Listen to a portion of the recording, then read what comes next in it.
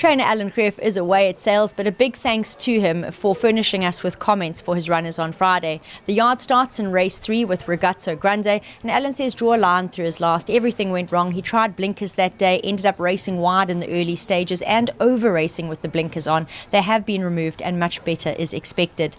We move on to race 4. We will see the 2 runners here, Holly's View and Keep the Fort. Now, Holly's View also wanted to disregard her last. She never recovered after a tardy start that day. Much better is expected, and she will be competitive here. Keep the Fort needed her last, as it was her debut locally. It was a fair one, especially over a distance short of her best. She will appreciate the step up to the mile, and she can place here. We move on to race 5, where we will see Travel Master. He was a winner of his last, and it's actually turned out to be quite a decent form line. He does have an unfortunate draw to overcome, but he takes on similar and he can get involved here.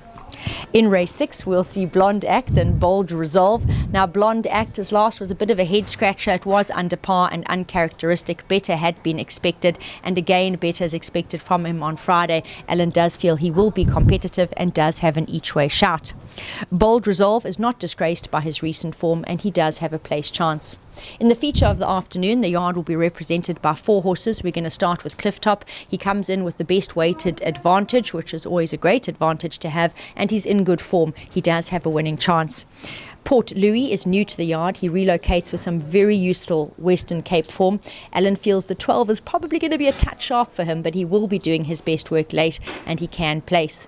Inherit the Rain is always a runner over course and distance. He's in solid form, and he's also not without chance at the win. And finally, Whatever Next has unfortunately been running a little bit in and out of recent, and he will need to put his best foot forward.